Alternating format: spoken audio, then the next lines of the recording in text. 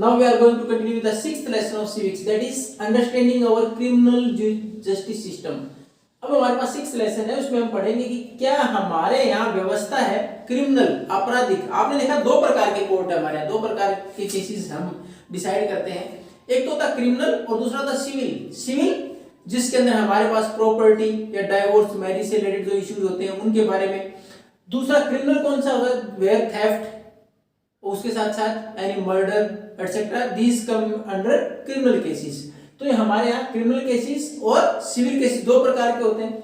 इसमें हम criminal cases के बारे में पढ़ेंगे कि क्रिमिनल जस्टिस सिस्टम है हमारा, कि हमारे आपराधिक जो न्याय व्यवस्था है, अपराधों के लिए जो न्याय व्यवस्था वो कैसी है।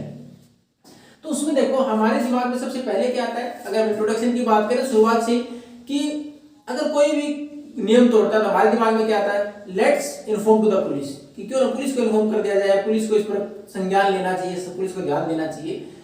फिर उसके बाद हम चाहे मूवी देखें, चाहे हम रियल लाइफ में देखें, कोई भी घटना होती है तो पुलिस रिकॉर्ड करती है सारी चीजें, उसके बाद इन्वेस्टिगेट करती है। तो हमें लगता है कि everything is done by police only, investigation and then after who is guilty to punish him और हर, कि अगर जांच करनी है तो अगर कोई दोषी है या नहीं वो डिसाइड करना पुलिस का काम है। लेकिन एक्चुअल में ऐसा नहीं है, it is done by court of law. जो हमारे यहाँ कोर्ट बना रखे नियमों के अनुसार, संविधान के नियमों के अनुसार वो डिसाइड करते हैं कि हु इज गिल्टी, कि गिल्टी कौन है। अब हमारे पास व्यवस्था कैसे स्टार्ट होती है, आप किसी भी केस में देखेंगे तो उसमें क्या होता है, सबसे पहले कि इफ एनीथिंग हैपेंड, कुछ भी घटना होती है, then police is going to file an FIR. एक एफआईआर होती है पुलिस के द्वारा। उसके बाद वो जो एफआईआर करने के बाद इन्वेस्टिगेट करती है, इन्वेस्टिगेट करने के बाद एक चार्जशीट तैयार करती है वो, कि क्या क्या उसके ऊपर चार्ज है, क्या क्या आरोप है, और वो फाइल करती है कोर्ट में। Then court is going to decide the accused, accused होता आरोपी, इज गिल्टी और नॉट, कि वो दोषी है या नहीं।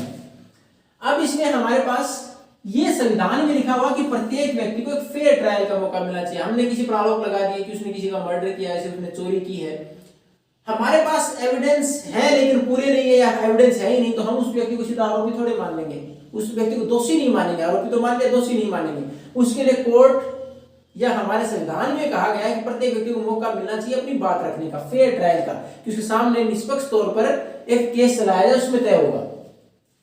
अब हमारे पास, चलो कंटिन्यू करते हैं हम इस टॉपिक के बारे में। एक फिक्सियस, एक काल्पनिक कहानी बनाई गई है इसमें। उसमें दे रखा है कि हमारे पास एक मिस्टर एंड मिसिस शिंदे, उनके घर पर जो शांति है वो मेड का काम, नौकरानी का काम करती है।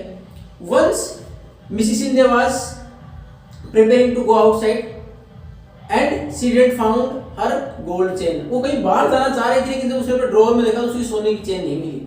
उसके बाद उसने अपने पति को बताया, मिस्टर शिंदे को इन्फॉर्म किया और उसको बोला कि मेरे रूम में शांति के अलावा दूसरा कोई नहीं जाता, और वो चेन वहां नहीं, इसका मतलब उसने चुराई है।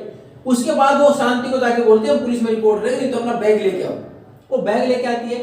They found 10,000 rupees in the trunk और बैग ऑफ शांति। शांति को 10,000 रुपए मिलते हैं। फिर मिस्टर शिंदे बोलते हैं इसका मतलब तुमने वो चेन चुरा के बेच दी, उसके 10,000 रुपए हैं ये। Then they approach to the police. उसके बाद पुलिस के पास गए और वहां एसआई जो थे, सब इंस्पेक्टर राव थे, उनको इन्फॉर्म किया गया। उन्होंने एफआईआर फाइल की, उनकी पूरी रिपोर्ट लिख ली, उन्होंने जो बताया। देन ही अरेस्टेड शांति, उसने शांति को अरेस्ट कर लिया। And even the 10,000 rupees are seized by the sub inspector and taken in the security, कि उन्होंने 10,000 रुपए अपने पास रख लिए कि जब तक इसका फैसला नहीं होता हमारे पास रहेंगे। अब शांति ने बोला तो मेरी सेविंग है, मेरे भाई ने जो काम किया उसकी सेविंग है, मैंने चुराया नहीं है, लेकिन उनकी बात को नहीं सुना जाता। उसके बाद सुशील जो उसका भाई है, वो जब पुलिस स्टेशन जाता है तो उसको जबरदस्ती जेल के अंदर डाल दिया जाता है फॉर 2 डेज, लगभग 2 दिन तक रखा जाता है। जबकि within 24 hours the accused to be present in front of the court, ही कोर्ट में 24 घंटे में ले जाना चाहिए, लेकिन यहाँ उसको 2 दिन तक रखा जाता है। He was beaten even by the SI as well as the constable, जो वहां कांस्टेबल थे उन्होंने उसको पीटा भी, टू कन्फेस, कि वो खुद मान ले हिज गिल्टी, अपनी वो गलती मान ले। लेकिन ऐसा नहीं होता, बोलता नहीं मैंने किया ही नहीं। अब उसके बाद एक चार्जशीट तैयार की जाती है, किसके द्वारा, एसआई राव के द्वारा, और वो कोर्ट में पेश की जाती है।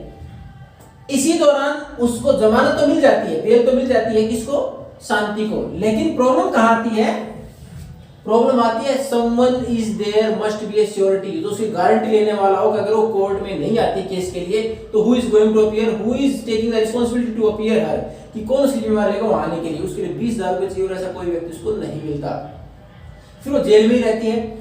उसके बाद उसके जब चार्जशीट फाइल होती है, केस चलाने के लिए कोर्ट में पेश किया जाता है, तो वो मना करती है कि मेरे पास तो पैसे भी नहीं और कोई वकील नहीं है। Then the court provide her a advocate, फिर उसके बाद कोर्ट उसको एडवोकेट प्रोवाइड कराता है। वो क्या कहलाएगा, जो उस अक्यूज्ड आरोपी के लिए जो खड़ा है वो क्या है, डिफेंस लॉयर, उसकी सुरक्षा करने के लिए, उसकी रक्षा करने के लिए, उसको बचाने के लिए है, तो उसको बोलते हैं डिफेंस लॉयर। और जो केस लड़ रहा है सरकार की तरफ से, पुलिस की तरफ से, जो सारे चार्जशीट फाइल की उसको जस्टिफाई करने के लिए, वो होता है पब्लिक प्रोसिक्यूटर। जो सरकारी वकील है वो पब्लिक प्रोसिक्यूटर है, और जो दूसरा उस अक्यूज्ड को, इसके ऊपर आरोप लगे हैं, उसको बचा रहा है, वो कौन सा, डिफेंस लॉयर है। अब कोर्ट क्या आदेश देता है कि इसको शांति को एक वकील प्रदान किया जाए, सरकार पे करेगी उसके लिए, और वकील प्रोवाइड कराएगी कमला रॉय एक वकील उनको दे दी जाती है। अब एक हमारे संविधान में लिखा है इसके लिए, वकील के लिए क्यों दिया गया वकील, आर्टिकल 22 के तहत प्रत्येक व्यक्ति को अपनी बात रखने का अधिकार है, यानी अपने लिए वकील करने का अधिकार है, अपनी सुरक्षा के लिए, अपने बचाव के लिए। और आर्टिकल 39A में ये लिखा है, आर्टिकल 22 में तो लिखा है प्रत्येक व्यक्ति को अधिकार अपने बचाव के लिए वकील करे, और 39 में ये लिखा है if someone is poor or disabled, if he or she is not able to hire a advocate, अगर वो नहीं कर सकता, then government will provide on the government expenses, सरकार प्रोवाइड कराएगी वकील। तो इस आर्टिकल 39 में के तहत ये वकील सरकार ने प्रोवाइड किया, उसका पैसा कौन देगी, सरकार देगी। अब उसके बाद सारी हियरिंग होती है, उसके बाद जो कमला रॉय है वो क्रॉस एग्जामिन करती है मिस्टर और मिसेस शिंदे, जो किसी महत्वपूर्ण एविडेंस भी है और आरोप भी उन्होंने लगाया है। उसके बाद उसको शांति जब बोलती है, शांति के बारे में जो बोलती है मिसेस शिंदे की मैंने उसको देखा तो नहीं, वो बोलते देखो आपने देखा नहीं उसको चोरी करते समय, पिछले 3 साल से काम करे, 3 साल में उसने कभी चोरी नहीं की, तो आप कैसे कह सकते उसने चोरी की। उसी दौरान सुशील जो शांति का भाई, उसको याद आता है कि जब उसको जेल में 2 दिन रखा गया था, तो मिस्टर शर्मा जो कि इंस्पेक्टर हैं, उन्होंने गैंग को पकड़ा था जो कि चोरी करने वाला था। उस गैंग में मिसिस और मिस्टर शिंदे के दोस्त, जो लड़का है उनके दोस्त भी शामिल थे। तो मिस्टर शर्मा को बुलाया जाता है और वो मान लेते हैं कि हाँ ये चैन मिली है, और मिस्टर और मिसेस शिंदे ने उसको पहचान भी लिया है। उसके बाद जज जो मजिस्ट्रेट है क्रिमिनल कोर्ट में, वो आदेश देते हैं कि शांति को रिलीज कर दिया जाए, और मिस्टर राव को फटकार लगाते हैं किस चीज के लिए, कि आपने ढंग से इन्वेस्टिगेशन नहीं की। अब इतनी सारी कहानी के बाद हमें देखो कितनी सारी महत्वपूर्ण भूमिका किस ने निभाई अगर कोई भी केस होता है। सबसे पहले तो एफआईआर लिखी गई थी पुलिस के द्वारा, तो सबसे पहली भूमिका पुलिस की होगी। अब उसके बाद पुलिस ने जैसे ही चार्जशीट तैयार कर दी कि क्या क्या आरोप बनते हैं, क्या क्या किया उसने, एविडेंस उसने जो इकट्ठे किए उसके आधार पर उन्होंने चार्जशीट दाखिल कर दी कि ये इसके ऊपर आरोप है, ये इसने गलती की है और इसके लिए एविडेंस है। वो थी चार्जशीट जब दाखिल की, उसके बाद उस चार्जशीट के ऊपर आर्ग्यूमेंट करने के लिए सरकार की तरफ से वकील शामिल हुआ, तो वो कौन था, पब्लिक प्रोसिक्यूटर। दूसरी भूमिका किसकी होगी, पब्लिक प्रोसिक्यूटर की। अब तीसरी भूमिका किसकी हुई, अब पुलिस ने तो इन्वेस्टिगेशन करके चार्जशीट, एफआईआर लिखी, इन्वेस्टिगेशन की चार्जशीट दाखिल कर दी, और उसके ऊपर अपनी बात रखने के लिए पब्लिक प्रोसिक्यूटर को सरकारी वकील आ गया, उनको ये साबित करने के लिए उन्होंने किया है या नहीं किया है उसके लिए। अब उनको बचाने के लिए डिफेंस लॉयर, जो कमला रॉय को साबित किया गया था, तीसरा है हमारे पास डिफेंस लॉयर। जो भी अक्यूज्ड है उसको फेयर चांस मिला, उसके लिए जो वकील हुआ वो हो जाएगा डिफेंस लॉयर। तीसरा, किसी भी क्रिमिनल केस के अंदर अगर हमारे क्रिमिनल जस्टिस सिस्टम की बात करें तो महत्वपूर्ण लोग कौन से होंगे, पहला तो पुलिस, दूसरा पब्लिक प्रोसिक्यूटर, तीसरा हो जाएगा डिफेंस लॉयर, और चौथा who gave the decision, verdict, जिसने फैसला सुनाया। किसने सुनाया फैसला, जज ने। तो एक केस के अंदर 4 महत्वपूर्ण लोग हैं, कौन कौन से, police, public prosecutor, defence lawyer और लास्ट में जज जो कि फैसला सुनाता है। In the next class, it is the introduction part only. In the next class, we are going to continue about every part of the case, every 4 major key players of the case, one by one. हर एक के बारे में एक-एक के बारे में पढ़ेंगे। Police की क्या भूमिका है, पब्लिक प्रोसिक्यूटर का क्या काम है, कैसे अपॉइंट होता है, कौन अपॉइंट करता है, उसके बाद डिफेंस लॉयर का क्या काम है, उसके बाद लास्ट में जज किस प्रकार डिसीजन देता है। तो इन सब के बारे में वन बाय वन हम नेक्स्ट क्लास ऑनवर्ड से, from next class onwards we are going to continue with a very same topic but one by one. Thank you and have a nice day.